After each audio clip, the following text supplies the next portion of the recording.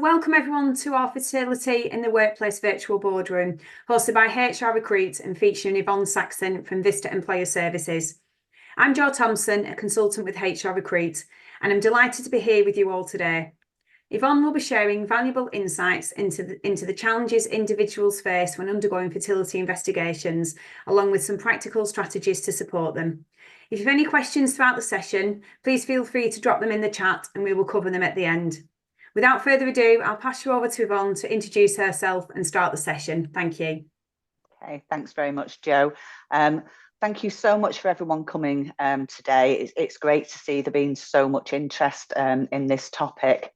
I think we've got an hour in for the session, but the delivery part of it will probably take around about 20 minutes, but we've got plenty of time for questions. So as Jo said, please just drop any questions into the chat as we go through, and then we'll pick those up at the end. So I'm just going to go and click a few things to be able to share my screen with you. So I won't be a second while I get that sorted out. And hopefully you should be able to see that. So a quick intro about me. I've worked in HR for an awful long time, and I started getting involved with the inclusion agenda back in 2005. But since that time, my interest in the subject has grown. And I also have a personal interest in fertility issues at work because my granddaughter was born as a result of IVF. Now, these days, sorry, that didn't click for me, but I'm hoping, has it moved for you at your end? Yes, it has, Yvonne, yeah. Okay, good. So just to cover off why we're having this session today and why fertility in the workplace is an issue. And it's estimated that these days around 1 in 6 couples will have difficulties conceiving, which means that it's likely that at least 16% of the workforce are affected by fertility issues. So that's a significant number of people that are going to be experiencing incredibly difficult challenges which will impact their physical and mental health. Most people don't want to tell their employers or their colleagues about it, and in fact many will never even share it with their family or their friends. But at some point their struggles are going to affect or will be affected by their work. So if we have a look at the medical and the legal context of this, and the World Health Organization definition of infertility is a disease of the male or female reproductive system defined by the failure to achieve a pregnancy after 12 months or more of regular unprotected sexual intercourse. So surprisingly, despite the World Health Organization classifying infertility as a disease of the reproductive system, fertility treatment isn't viewed as a necessary medical treatment in England and Wales. And from a legal perspective, there is no legal right to time off work for fertility treatment appointments or to accommodate injections or sample collections. And it's only once an embryo has been implanted that statutory maternity rights kick in. But these vanish 2 weeks after confirmation that a transfer was unsuccessful, or if a confirmed pregnancy is then lost before 24 weeks. So the road to achieving pregnancy when you're experiencing infertility issues can be long and complex and very misunderstood. So firstly, couples will have had to try to conceive naturally for at least a year before they can access any investigations, never mind treatment. And same-sex couples, single people, trans people, they've also got a number of hurdles to overcome before they can even be considered for assisted conception. Investigations for establishing the cause of a problem with conception can be drawn out over many months or even years. And it's not always possible for appointments to be arranged to suit the working lives of individuals. Access to treatment on the NHS varies considerably, and this depends on the health authority in an area. So, for example, in Greater Manchester, areas where my daughter had her treatment, only one cycle of IVF treatment is funded by the NHS. But in central London, 3 cycles are funded. The NHS policies also vary on the age and whether someone is already a parent in order to qualify for treatment. And going private is very expensive. It's around £10,000 per cycle. And it's worth remembering that the success rate is only around 50%, and that's for people age under 35. And that reduces with age.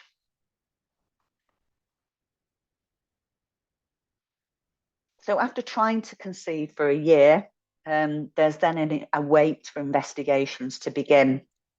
And the time that this can take varies very much upon individual health authorities as well. So typical investigations will involve physical examinations, blood tests, semen samples, scans, and sometimes camera insertions to visualize the reproductive organs.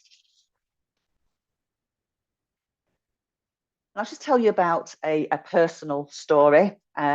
This is Toby Trice. And he and his wife went through 7 years of tests and treatments, which he describes as horrendous. And this led to Toby suffering from depression. Now, getting involved in motorsport was Toby's way of escaping those pressures. And he now uses the sport as a platform for raising awareness about infertility. Unfortunately, in Toby's case, the focus on the tests and treatments were very much on his wife, and they weren't given any indication that IVF couldn't work for them. They had 2 failed rounds of IVF, and then someone suddenly suggested a test and procedure to Toby, which wasn't available on the NHS. And it turned out that he had an undiagnosed physical problem which had damaged his sperm. But there was actually a very simple treatment which led to them falling pregnant naturally. Now, I've heard Toby speak about his experience and the awkwardness about booking time off to go and produce samples, because he didn't really want to have to tell everybody at work about all of that.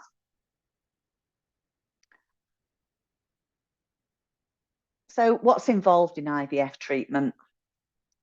During treatment for a female, attendance is required at a clinic over a period of weeks, and so that's going to require time away from work. Timings will be driven by menstrual cycles, any previous results, and embryo development, so appointments can't really be planned far in advance.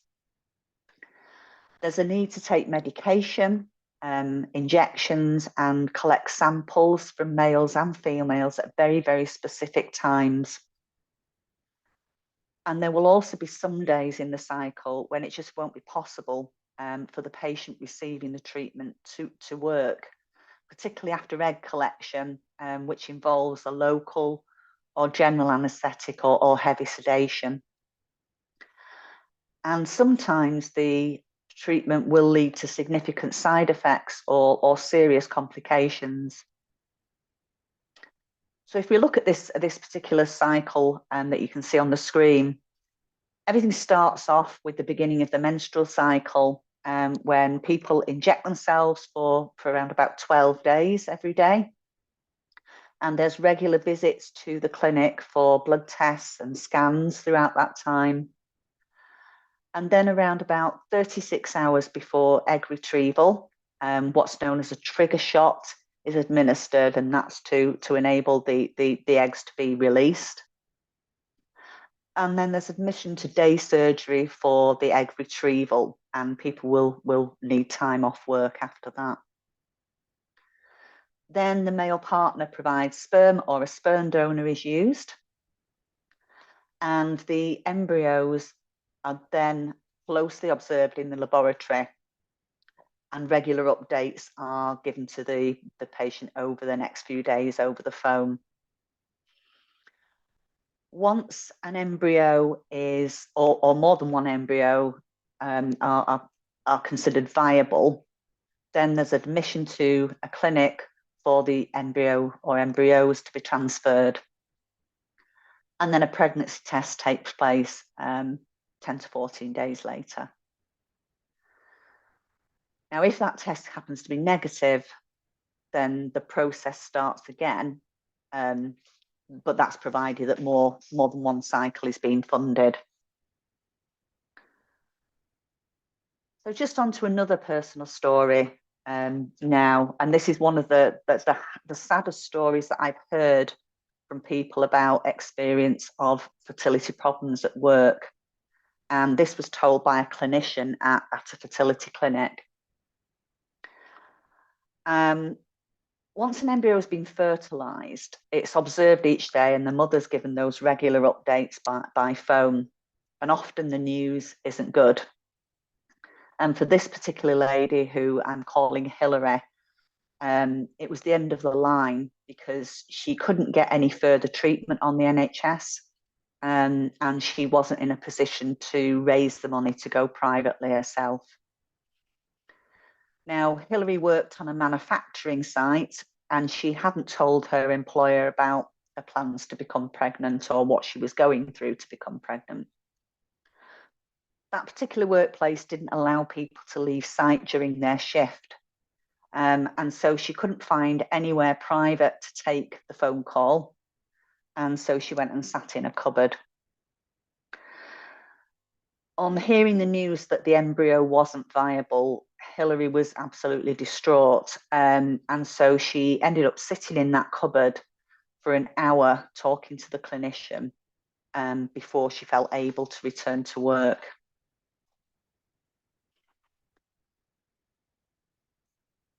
Side effects from IVF treatment come from something that's known as ovarian hyperstimulation syndrome. And those side effects can range from mild to severe. For those unfortunate enough to experience the more serious symptoms, those tend to get worse if a pregnancy actually does result. And that's what happened to my daughter. And she was in a situation where she had fluid building around her heart and her lungs, and she had to be hospitalised. And as you can imagine, this was really difficult for me because the baby she so desperately wanted was the cause of her lying there in a hospital bed. But more commonly, nausea and vomiting are likely to affect somebody at work.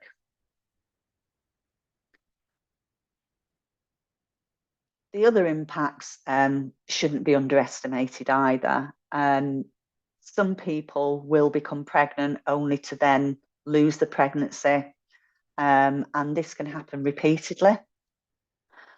Men also struggle with the pressures of the investigations and treatments and loss, and there can be a very high embarrassment factor for many men about the need to take time off to provide samples. Same-sex couples, single people, and trans people all experience all of these difficulties in their own very unique situations. And surrogacy and artificial insemination aren't funded by the NHS, but also come with some very complex emotional and legal issues to be navigated. So the physical, emotional, mental, time and financial investment of assisted conception can be absolutely exhausting for people.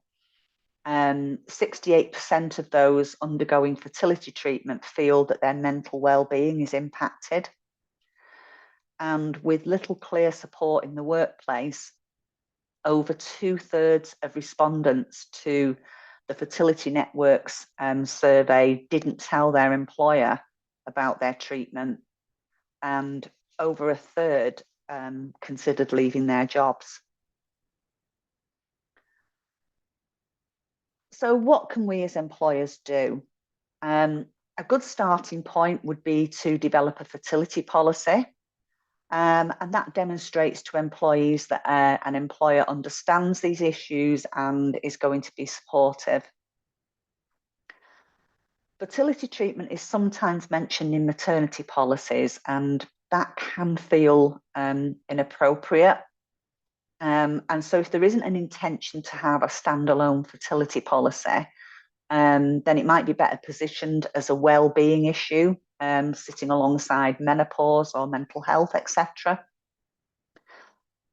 Ideally, any policy should be supported by awareness training for HR teams, line managers, and employees, so that they can understand that this is a health issue and how those experiencing this are affected in their day-to-day life at work.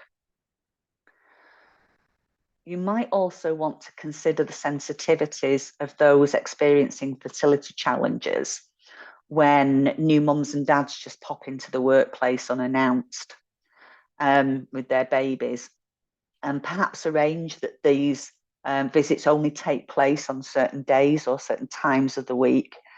And that can actually be less distracting all round anyway.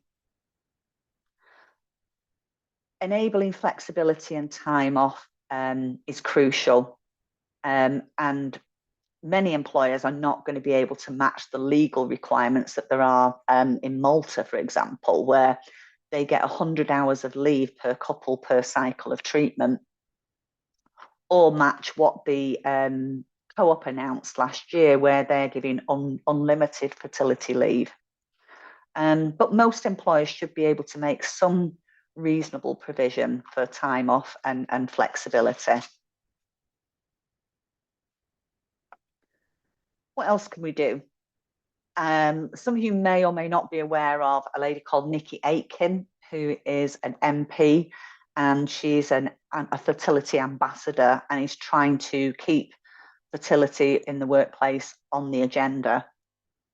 So she's put into place a fertility workplace pledge, and organisations can sign up to that, where they pledge to work towards providing an accessible workplace fertility policy, promote awareness in the workplace, provide line managers with training to support those experiencing infertility, and flexible working.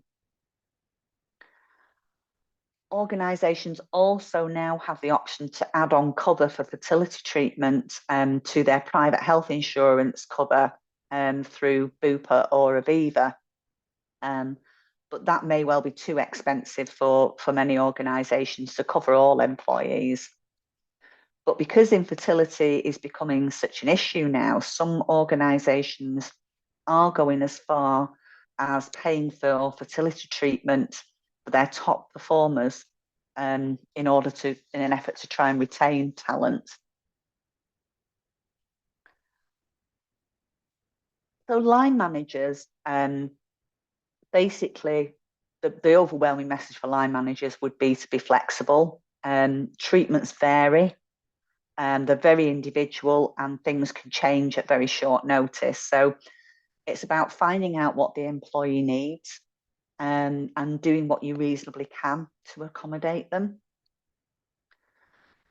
Be supportive and check in regularly with the employee. Try to reassure them about work and make sure that they're reminded of any other support that's available to them, like employee assistance services, or signposting them to other external agencies. And remember that partners and other family members can be affected by the impacts on their loved ones, and they may need your support as well. Be conscious of the enormity of what the employee is experiencing, and try and avoid downplaying unsuccessful experiences, saying things like better luck next time, or telling the experiences of other people that you know about aren't necessarily particularly helpful. It should go without saying to handle any discussions very sensitively and maintain confidentiality. And remember that pregnancy rights begin as soon as an embryo has been implanted. If that's not successful, then those pregnancy rights continue until 2 weeks after the negative results. So that's really the snapshot of what we can do in organisations and what line managers can do to support people. So I'm going to stop sharing my screen now. And hopefully everything comes back to the way it should be. Yep. So the floor is really very much open to everybody to ask any questions now that they want to. There's nothing in the chat box at the moment, Yvonne. Do you want to mention about the workbook if anybody wants to request a copy? So following the session, what we do have available, Joe will be making aware a recording of the session for you all.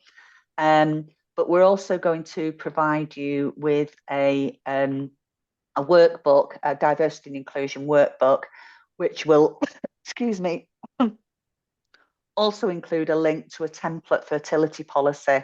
So you may find that useful as well. Jo, are you just going to automatically send that out, or are people going to request that from you? Yeah, if they want it, I'll send an email out after the session, and there'll be a post to LinkedIn, and then they can request it that way. Yeah, and of course, if there is anything that you don't feel you want to ask on today's session, then do feel free to get in touch if you want to have a quick chat about anything. Really happy to do that. I'll put your contact details in the follow-up email, Yvonne. Yeah, okay. So have we got any questions from anyone? Nothing at the moment. Yep. I'll kind of hit the right notes for everybody then. Well, there you go then. You've got the gift of time back. So there's a couple of bits here now. So Fiona's asked, what are organisations typically offering? Typically, what we're seeing, a few years ago, we didn't really see very much at all. Or if it was happening, then it was kind of being done very unofficially. But most organisations now are giving people, flexibility and time off. Now, that may not always be paid, because obviously, there is no legal right to any time off at all, but and definitely no legal right to being paid for that time off. But organisations are finding ways of accommodating this, either by introducing some flexibility into the individual's working patterns, or actually just agreeing with them that they can take their lunch at a different time, or that they just make some time up at another time, or people can use holidays, etc. But sometimes it's a matter of they're only going to need an hour or two out of work, and so to have to take a full day's holiday seems a bit excessive for that. So that's usually how people are working around this. Kate's asked, what tips do you have for raising awareness whilst being sensitive when you don't know what others may be going through?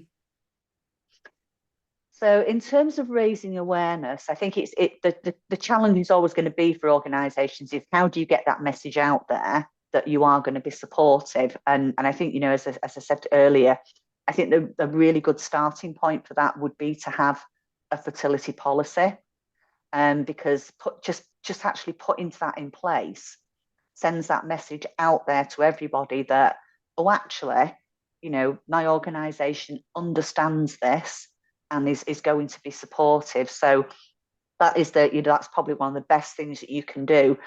But we appreciate that for many organisations, they might not necessarily want to have another policy on top of all of their other policies. So what's happening there sometimes is organisations are introducing wellbeing policies, and within the wellbeing policy, they are putting a section in there about infertility. Some organisations are putting menopause in there, they're putting mental health in there. So, they're putting a number of different sections within a wellbeing policy. So that might be a simple way to approach it for people. Angela's put, are there any tips for encouraging men to join these conversations? An interesting one. I think it's difficult because it depends on what you want to do as an organisation. So if you do introduce a fertility policy, then what really is going to work alongside that is by providing training to your line managers and training to your HR teams about this. And sometimes organisations do things like toolbox talks is quite often something that people use in a workplace, where they're just flagging to people, oh, we just want to signpost you that we've just introduced this as part of a new policy, or we just want to signpost that to you. But actually directly targeting men to get engaged with it, I think, comes from providing an education across the workforce. And I think this is something that we've seen happen in recent years around menopause in the workplace. So, 5 years ago, no one was talking about menopause. And over the past few years, it has really come to the forefront, and lots of organisations are doing awareness sessions, short lunchtime sessions, things like that. And men have now started to engage with those sessions. Men are coming away from those sessions going, I never realised that, I didn't understand that. And so I think we'll probably see this start to happen more and more with fertility. And if organisations start to have fertility awareness sessions, initially, you might not get the men going to that. But after a little while, they do start to get interested, because, if you look at the figures, 1 in 6 couples are going to experience infertility issues somewhere along the line. And so everyone is probably going to know someone that's experiencing that, even though that person may not tell them. So I think that's an important message to get out there, that, you probably do know somebody who's going through this. So the next one sort of follows on a little bit, Yvonne, from what you've just said there. So Fiona's asked, do you have any example training materials for managers? Example training, I mean, we can put material together for somebody if they wanted it. You have got the you've got the facility to be able to take a recording, the copy of the recording from today. You could show some of that to your line managers, or just use the information that you've been given today to put things together. But Vista could put something together and deliver something for you, or you can put something together yourselves. Elaine's asked do you have a sample fertility policy, or do you know where you could get hold of one, I suppose? Yes, so in the information that Joe's going to send to you later today, you can click on that link and you can get a download of a template fertility policy from there. Nothing else at the moment. Has anyone got any other questions? I think you must have been very comprehensive, Yvonne. It's one of those topics that I think it just depends on. I think the last time we ran this session, we had some people who attended who had some issues around infertility in the workplace, and they'd had some quite complex issues, which were around surrogacy. And I think there was one question around, I think somebody had someone where there was a surrogacy situation. It was a same-sex couple, and both of the women wanted to claim maternity leave. And it was kind of, well, no, the only person who can claim maternity leave is the person who's pregnant. Nobody else can claim maternity leave. So we had some conversations around that. I think the other thing that we also talked about in that session, there was something around adoption, wasn't there, Jo? Yeah. So obviously, you know, if you've got surrogacy situations, or you've got situations where you've got same-sex couples who are looking to adopt, then you know that these kind of issues can come to the fore as well. And you know, you would look to your adoption policies to, you know, to provide the pathway for that kind of thing. So if that's covered everything for everyone. That's fine. Yeah, I'll just do the clause. So thanks very much, Yvonne, for sharing your insights there. It's been really helpful, and obviously there's some really positive comments in the chat. So as I've said, I will send out some correspondence to everyone that's signed up for the event, and I'll put a post on LinkedIn. So if you do want a copy of the recording and the handbook that we've mentioned, then please put a note against the LinkedIn post.